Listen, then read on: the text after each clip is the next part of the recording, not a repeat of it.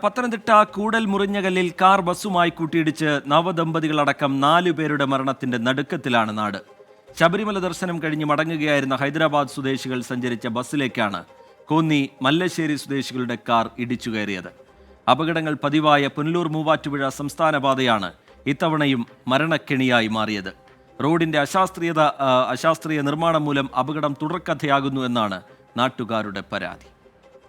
ഒരുപാട് സ്വപ്നങ്ങളുമായി പുതിയൊരു ജീവിതം തുടങ്ങിയ നവദമ്പതികൾ, കൂടാതെ അവരുടെ 2 പേരുടെയും അച്ഛന്മാർ. 4 ജീവനാണ്, ഒരു കുടുംബത്തിലെ 4 ജീവനാണ് പുനലൂർ മൂവാറ്റുപുഴ സംസ്ഥാന പാതയിൽ ഇന്ന് മരണക്കെണിയിൽ കുടുങ്ങിയത്.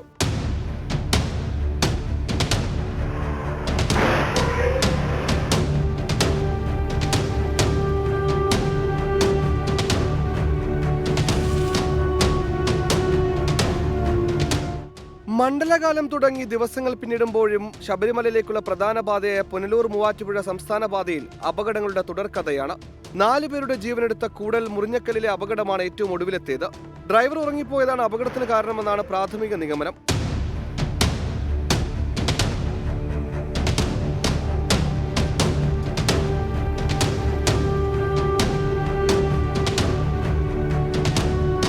മൈലപ്രയിൽ ആന്ധ്രയിൽ നിന്നെത്തിയ ശബരിമല തീർത്ഥാടകർ സഞ്ചരിച്ച കാർ ബസ്സിലും ഓട്ടോയിലും ഇടിച്ചുണ്ടായ അപകടത്തിൽ പരിക്കേറ്റത് 10ഓളം പേർക്കാണ്.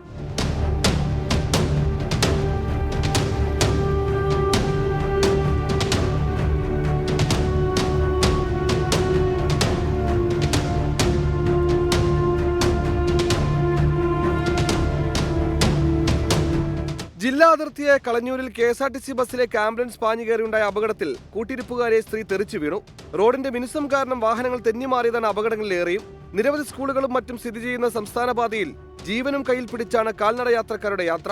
റോഡിന്റെ അശാസ്ത്രീയത പരിഹരിച്ചില്ലെങ്കിൽ അപകടങ്ങൾ തുടർക്കഥയാകുമെന്നാണ് നാട്ടുകാർ പറയുന്നത്. റോഡിന്റെ അശാസ്ത്രീയമായ പണിയാണോ എന്നുള്ളതാണ് എല്ലാ നാട്ടുകാരും പറയുന്നത്. സ്ഥിരം ഇപ്പോൾ ഒരു 50 അപകടങ്ങളോളം മുറിഞ്ഞൽ ഭാഗത്തായിട്ട് നടന്നിട്ടുണ്ട്. മുറിഞ്ഞൽ ജംഗ്ഷനിൽ പണി പൂർത്തീകരിച്ചിട്ടില്ല. അത് പൂർത്തീകരിച്ച് വേണ്ട നടപടി സ്വീകരിക്കണമെന്ന്. പുനലൂർ പൊൻകുന്നം മൂവാറ്റുപുഴ സംസ്ഥാന പാതയുടെ നിർമ്മാണം പൂർത്തിയായിട്ട് 1 വർഷം പിന്നിട്ടതേയുള്ളൂ. ഇതിനിടയിൽ ഇവിടെ പൊലിഞ്ഞ ജീവനുകളുടെ എണ്ണം 10-ലധികമാണ്. സ്ഥലങ്ങളെക്കുറിച്ച് കൃത്യമായ ധാരണയില്ലാതെയാണ് ചില റോഡുകൾ നിർമ്മിച്ചിരിക്കുന്നതെന്ന് ഗതാഗത മന്ത്രി KB ഗണേഷ് കുമാർ തുറന്നടിച്ചു. റോഡ് നിർമ്മാണത്തിൽ അപാകതകൾ സംഭവിച്ചിട്ടുണ്ടെങ്കിൽ അത് പരിഹരിക്കണമെന്നും ഗതാഗത മന്ത്രി അറിയിച്ചു. വളരെ ദുഃഖകരമായ സംഭവമാണ്.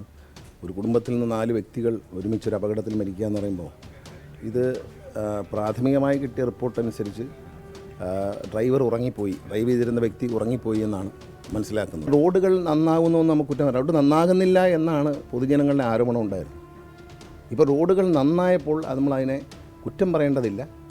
അതിൽ ചില അപാകതകൾ സംഭവിച്ചിട്ടുണ്ടെങ്കിൽ അത് അടിയന്തരമായി ഇപ്പോൾ പാലക്കാട് സംഭവിച്ചതുള്ള റോഡിന്റെ ഒരു അപാകതയുണ്ട്, അത് പരിഹരിക്കേണ്ടതുണ്ട്. പത്തനംതിട്ട ജില്ലയിലൂടെ കടന്നുപോകുന്ന ദേശീയപാതകളിൽ 3ഉം സംസ്ഥാന പാതകളിൽ 9 സ്ഥലങ്ങളാണ് അപകട മേഖലയായി നിലവിൽ കണക്കാക്കിയിരിക്കുന്നത്. 4 പേരുടെ ചോര കണ്ടിട്ടെങ്കിലും അധികാരികൾ കണ്ണു തുറക്കട്ടെ. ഡ്രൈവർ ഉറങ്ങിപ്പോയതോ എന്തോ ആയിക്കോട്ടെ കാരണങ്ങൾ. പക്ഷേ പുനലൂർ മൂവാറ്റുപുഴ സംസ്ഥാന പാതയിൽ അപകടങ്ങൾ പതിവാണ്. ഇത് പരിഹരിക്കപ്പെട്ടേ മതിയാകൂ. ദിശാബോർഡുകൾ ഉടൻ തന്നെ സ്ഥാപിക്കട്ടെ. സഞ്ജയ് ഇക്ബാലിനും അഭിലാഷ് കൈതമണിനും അനു ഇളകൊള്ളൂരിനുമൊപ്പം ശ്രീകുമാരൻ, 24 പത്തനംതിട്ട. പൊതുജനം കഴുതയല്ല സാർ. ഒരുപാട് അപകടക്കെണികളും ഇങ്ങനെ അപകടം പതിഞ്ഞിരിക്കുന്ന പോയിന്റുകളും ഒക്കെ ഉണ്ട് നമ്മുടെ പാതകളിൽ. അതേതൊക്കെയാണ് എന്നുള്ളത് കണ്ടെത്തി അവിടെ ഒരു വിശദമായ പരിശോധന നടത്തി ഒരു ശാശ്വത പരിഹാരം ആ വിഷയത്തിൽ ഉണ്ടാവുകയാണ് വേണ്ടത്. ദിവസേന ആയിരക്കണക്കിന് യാത്രക്കാർ സഞ്ചരിക്കുന്ന റോഡാണ് പുനലൂർ മൂവാറ്റുപുഴ സംസ്ഥാന പാത. റോഡിന്റെ അശാസ്ത്രീയ നിർമ്മാണം പരിഹരിച്ചില്ലെങ്കിൽ അപകടം ഇനിയും ആവർത്തിക്കും എന്നാണ് നാട്ടുകാർ പറയുന്നത്. ചില പ്രതികരണങ്ങളിലേക്ക് കൂടി പോകുന്നു, കാണാം പ്രതികരണങ്ങൾ. സ്ഥിരം അപകട മേഖലയാണ്. ഒരുപാട് അപകടങ്ങൾ ഉണ്ടായിട്ടുള്ള സ്ഥലമാണ്. ഇതിനൊരു 1/2 കിലോമീറ്റർ അപ്പുറത്താണ് നേരത്തെ ഒരു കാർ ഇടിച്ച് 2 പേര് മരണമടഞ്ഞത്. ഇന്നലെയും അപകടം ഉണ്ടായിരുന്നു. സ്ഥിര അപകട മേഖലയാണ്. നിരന്തരം ഈ അപകടങ്ങൾ നടന്നുകൊണ്ടിരിക്കുകയാണ്. എല്ലാ ദിവസങ്ങളിലും ഈ റോഡിൻ്റെ അലൈൻമെൻറ്റ് ഒരു പ്രധാന കാരണം. പിന്നെ സ്പീഡ് ബ്രേക്കറും അതുകൊണ്ട് തന്നെ പോലീസ് സമ്പ്രദായത്തിൽ കൂടെ ക്യാമറകളും സ്ഥാപിച്ചില്ലെങ്കിൽ ഇതിപ്പം കോന്നി കഴിഞ്ഞാൽ ഒരു ക്യാമറകളെ പത്തനാടുത്ത്. അപ്പോൾ ഒരുപാട് പ്രദേശവാസികൾക്കെല്ലാം അറിയാം എവിടെ ക്യാമറ സ്ഥാപിച്ചേക്കുന്നത്. ഇതിൻ്റെ ഒരു മെയിൻ പ്രശ്നം എന്ന് പറഞ്ഞാൽ ഈ റോഡ് പരിചയമില്ലാത്തവരാണ് കൂടുതൽ ഈ റോഡിൽ വരുന്നത്. അപ്പോൾ അതിനായ ഒരു സിഗ്നലുകളില്ല. ബൈ റോഡുകൾ കൂടുതലുള്ള സ്ഥലങ്ങളാണ് മലയോര പ്രദേശത്ത് നിന്ന് വരുന്നിടത്ത്. അവിടെ തീർച്ചയായിട്ടും അധികാരികളുടെ നല്ലൊരു പഠനം നടത്തിയിട്ട് വേണ്ടുന്ന സജ്ജീകരണം ചെയ്തില്ലെങ്കിൽ ആൾക്കാരുടെ എണ്ണം മരണത്തിൻ്റെ എണ്ണം കൂടും. അത് അടുപ്പിച്ച് കഴിഞ്ഞ 2 ആഴ്ചയായിട്ട് 2 അപകടം ഇവിടെ. പിന്നെ കഴിഞ്ഞ ആഴ്ചയിൽ ഇവിടെ ഒരു സ്കൂട്ടർ കാറുമായിട്ട് ഇടിച്ചു. അത് കഴിഞ്ഞ് ജംഗ്ഷന് മുമ്പ് അവിടെ മലപ്പുറം ജംഗ്ഷന് അപ്പുറമായിട്ട് രാത്രിയിലൊരു അപകടം ഉണ്ടായി. അങ്ങനെ സ്ഥിരമായിട്ട് ഇവിടെ അപകടമായിട്ട് വന്നിരിക്കുക. ഒന്നാമത്തെ കാരണം റോഡിന് വീതിയില്ല, അതാണ് മെയിൻ പ്രോബ്ലം. അപകടം സാധാരണ ഇവിടെ ഉണ്ട്. എല്ലാ വർഷവും ഇങ്ങനെ ഫോട്ടോ ഒക്കെ എടുക്കുന്നുണ്ട്. അത് എന്തെങ്കിലും പരിഹാരം വരുമെന്ന് ആരും വരത്തില്ല. സീസൺ കഴിയും, അങ്ങനെ പോകും. ഇടി നടക്കാനുള്ളത് നടക്കും. ഈ റോഡിലെ വീതി കുറഞ്ഞു പോയതാണ് ഇവിടെ ആക്സിഡൻറ്റ് കൂടാനുള്ള പ്രധാന കാരണം. പിന്നെ 2 സൈഡിലും വണ്ടി പാർക്കിങ്, വണ്ടി മാറാൻ ബുദ്ധിമുട്ട്.